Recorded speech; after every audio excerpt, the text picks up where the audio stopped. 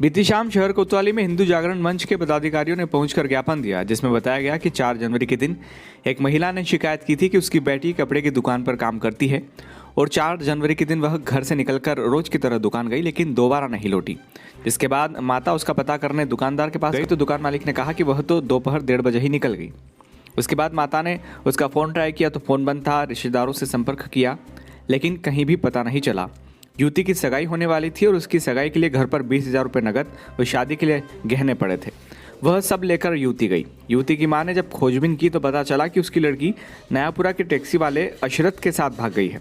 अशरत पूर्व में भी ऐसी हरकतें कर चुका था लेकिन कामयाब नहीं हुआ। महिला ने इस बात की शिकायत थाने पर पहुंचकर की और गुमशुदगी दर्ज कराई, लेकिन 4 जनवरी की गुमशुदगी पर पुलिस ने आज दिनांक तक कोई कार्रवाई नहीं की है, जबकि मामला लव जिहाद से जुड़ा हुआ है।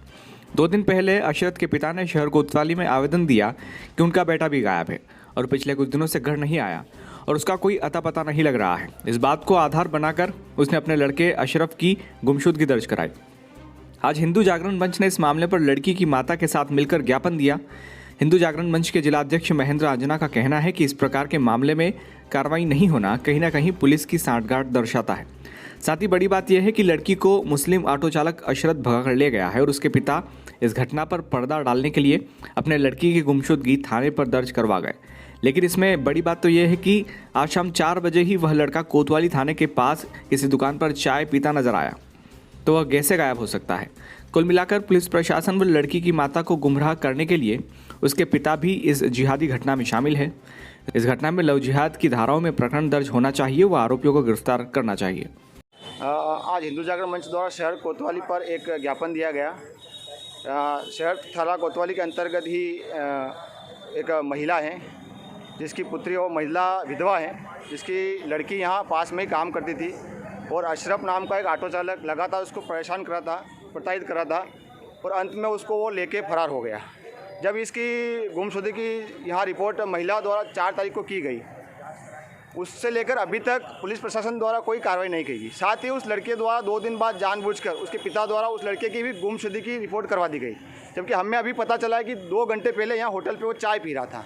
उसके बाद जब इस की घटना की जानकारी हमने टीआई साहब से लेने की कोशिश की तो टीआई साहब ने हमें यह बताया कि इस घटना की उनको जानकारी नहीं है। कितना विचित्र विषय है, इतनी बड़ी घटना हो गई, इनके थाने में कुछ झाड़ू पोछा करती थी वो महिला, उसकी घटना अगर टीआई को नहीं है तो अपन समझ सकते हैं पुलिस प्रशासन कितना गंभीर है इस मामले को लेकर। अभी थोड़े दिन पहले नाहरगढ़ में ऐसी घटना हुई थी और इसी पुलिस प्रशासन की लापरवाही के कारण वो बेटी आज दिन तक नहीं आ पाई। तो आज हिंदू जागरण मंच ने विषय को लेकर ज्ञापन दिया है यहाँ थाने पे। साथ ही प्रशासन से मांग की है कि इस तरह की जो घटनाएं लव जिहाद की मंशों में बढ़ रही है, इन पर अंकुश लगाया जाए और ऐसी घटनाओं की अगर जानकारी प्रशासन को होती है तुरंत कार्रवाई की जाए। कहीं ना कहीं इस मामले में पुलिस प्रशासन की मिलीभगत लगती है। अभी मध्य प्रदेश ने हाल में एक मध्य प्रदेश सरकार ने एक विधेयक जो है पारित किया है लव जिहाद के मैटर पर। जिस तरह से विधर्मी एक हिंदू समाज की महिला को या किसी अन्य समाज की महिला को दूसरे धर्म की होने के नाते बहला फुसला कर भगा कर ले जा रहा है, उस संबंध में उस कानून के अंतर्गत पालन किया जाना चाहिए। और ये लगातार देखने में आ रहा है कि पुलिस प्रशासन ऐसे मामलों में ढिलमुल रवैया अपना रहा है। एक अन्य धर्म की लड़की को किस प्रकार से बहला फुसला कर ले जाया जा रहा है, इस तरह के मामले पूर्व में भी इस थाने में हुए हैं और तब भी यहाँ पर ज्ञापन दिया गया, लेकिन पुलिस ने उतनी सख्ती से कार्रवाई नहीं की जितने अन्य छोटे अपराधों में पुलिस करती है।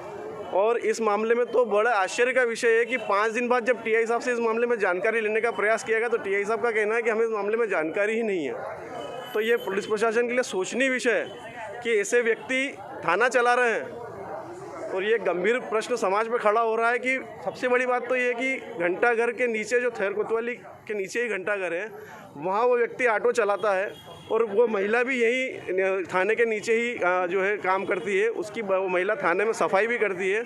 उसकी बच्ची को इस तरह से भगा कर लेकर पुलिस 5 दिन बाद कहती है हमें इस मामले में जानकारी नहीं है और दूसरे ही दिन वो व्यक्ति उसकी गुमशुदगी दर्ज करवाना आता तो पुलिस उसकी भी गुमशुदगी दर्ज कर लेती है। तो ये कहीं ना कहीं पुलिस की मिलीभगत लगती है ऐसे मामलों में कि वो जानबूझ के समाज में द्वेषता बढ़ाना चाह रही है। इसलिए हम आज ज्ञापन देने आए हैं और ज्ञापन के माध्यम से हिंदू जागरण मंच ये मांग करता है कि यदि 48 घंटे के भीतर इन लोगों के विरुद्ध कार्रवाई नहीं की गई तो हिंदू जागरण मंच उग्र आंदोलन करेगा और ये सारी जवाबदारी प्रशासन की रहेगी। क्या नाम आपका? विनोद भाटी, नगर अध्यक्ष हिंदू जागरण मंच मंदसौर। हाँ, एक महिला ने एक शिकायत कराई कि उसकी बच्ची जो है 4 तारीख को चली गई थी, जो बालिग थी। थाने में उसकी गुमशुदगी दर्ज है और इस संबंध में जांच भी की जा रही थी। आज हिंदू जागरण मंच के कुछ युवाओं ने ज्ञापन भी दिया है कि इसमें मुस्लिम समाज का व्यक्ति का एक हाथ हो सकता है, तो उस संबंध में भी जांच की जा रही है। कुछ नंबर मिले साइबर सेल में दिए गए, जल्दी उनकी लोकेशन पता कर लड़की को दस्तयाब किया जाएगा।